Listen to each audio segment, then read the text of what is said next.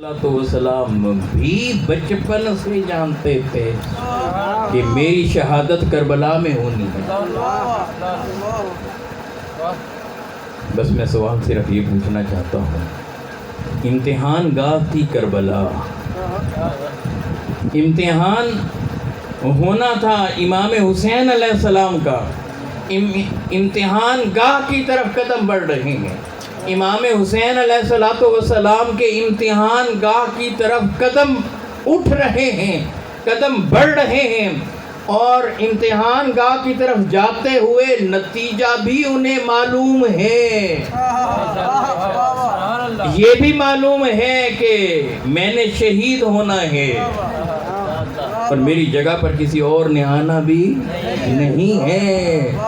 بتائیں کہاں انبیاء کے امتحانات، اور کہاں اللہ نے انہیں ان امتحانوں میں پاس کر کے سلامت رکھا، اور کہاں اس ہستی کے جو نہ نبی ہے، نہ رسول ہے، نہ پیغمبر ہے،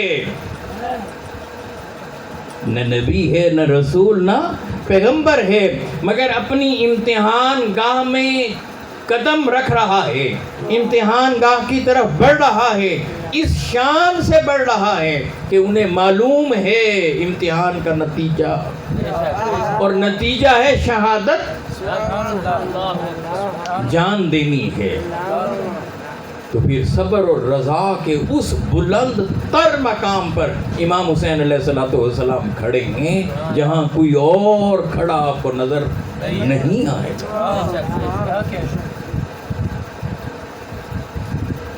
جان دی ہوئی تو اسی کی تھی، جان دی ہوئی تو اسی کی تھی، حق تو یہ ہے کہ حق ادا نہ ہوا۔ گویا امام عالی مقام علیہ السلام اپنا کنبہ خدا کی راہ میں لٹا کر، دین اسلام کو بچا کر، دین مصطفیٰ کو بچا کر یہ کہہ رہے ہیں، مولا تو راضی ہے تو میں بھی راضی ہوں۔ تو اتنی بڑی عظمت اور رفعت اور بلندی کہ نہ نبی، نہ رسول، نہ پیغمبر، اس لیے تو بچپن میں تھے، ابھی بچپن میں تھے، ابھی فرض سجدہ ادا نہ کیا تھا۔ نماز کب فرض ہوتی ہے؟ جب کوئی عاقل بالغ ہوتا ہے۔ نماز کب فرض ہوتی ہے؟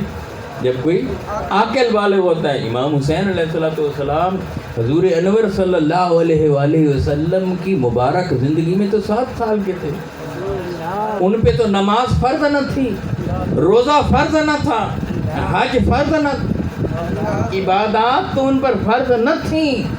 اگر کوئی یہ سمجھتا ہے کہ عبادات کی کثرت کی وجہ سے، سخاوت کی کثرت کی وجہ سے، عبادت کی کثرت کی وجہ سے، صلاۃ کی کثرت کی وجہ سے، نماز، روزہ، زکوٰۃ، حج، جتنی بھی صالح کام ہیں، اگر ان اعمال کی کثرت کی وجہ سے امام حسین کو جنتی جوانوں کا سردار بنایا گیا ہے تو یہ اس بندے کی بھول ہے، یہ اس کی بھول ہے۔ اس لیے کہ ابھی تو انہوں نے فرض سجدہ ادا، نماز تو ان پر فرض نہیں تھی۔ تب میرے مصطفیٰ فرما رہے ہیں، الحسن والحسین سیدہ شباب اہل الجنہ، حسن اور حسین جنتی جوانوں کے سردار ہیں، اور حسن اور حسین سے کب کہہ رہے ہیں؟ تب کہہ رہے ہیں جب حسن اور حسین خود جوان بھی نہ ہوئے۔ حسن اور حسین جب خود جوان بھی نہ ہوئے تب ان کو دنیا کے جوانوں کی بات نہیں کی، جنتی جوانوں کی بات کی، کہا ان کے۔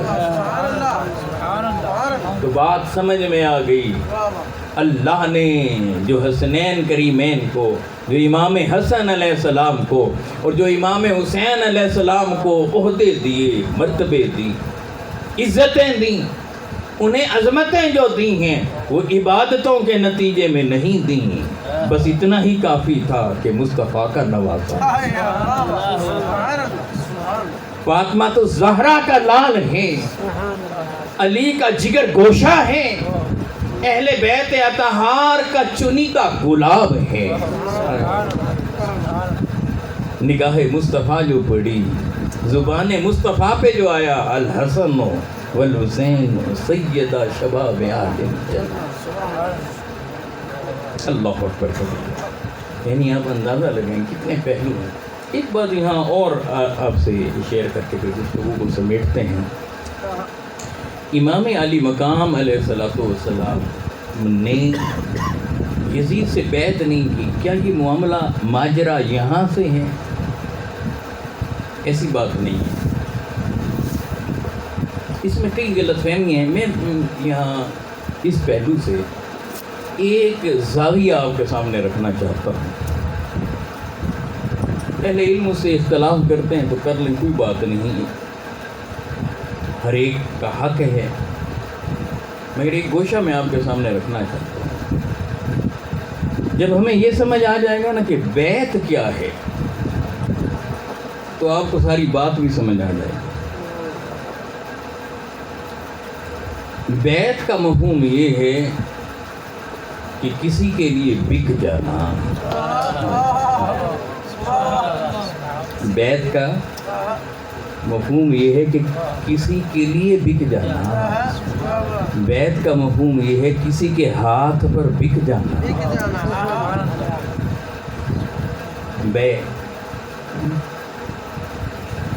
اب اپنے آپ کو کسی کے ہاتھ پہ بیچ دے. اب اس کے اندر اپنا کچھ نہ رہے. جس کے ہاتھ پہ بکا ہے سب کچھ اسی کا.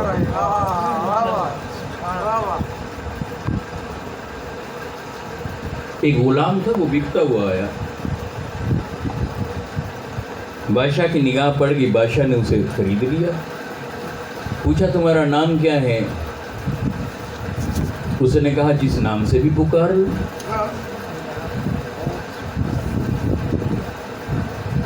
کہا کیا کھاؤ گے؟ کہا جو کھلا دیں. کیا پہنو گے؟ جو پہنا دیں. کہاں ٹھہرو گے؟ جہاں ٹھہرا دیں. کہا بڑا عجیب ہے.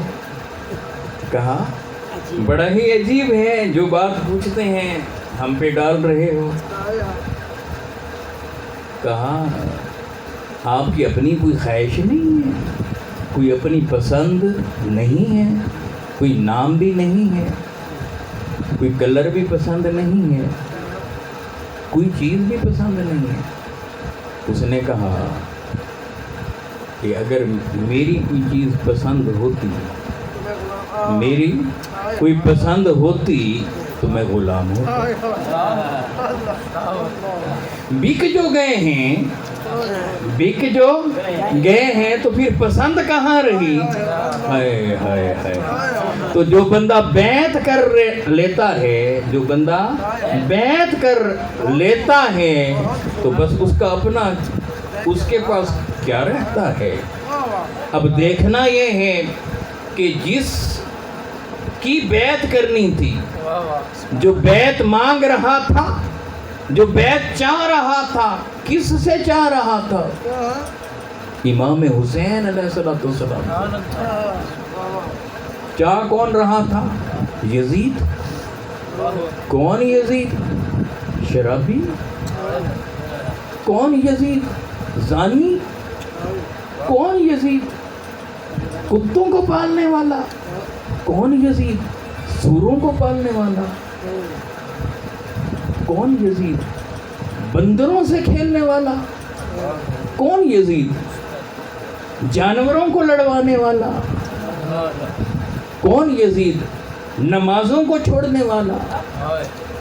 کون یزید؟ اسلام کی اقدار کو پامال کرنے والا. کون یزید؟ ستیلی بہنوں سے نکاح کو جائز قرار دینے والا. کون یزید؟ اسلام کے چہرے کو مسخ کرنے والا. اب ایسا شخص تخت پر چڑھ کر بیٹھ گیا اور وہ یہ چاہ رہا ہے کہ حسین مجھ سے بیعت کر لیں. بتائیں کہ امام حسین کو بیعت کرنی چاہیے تھی.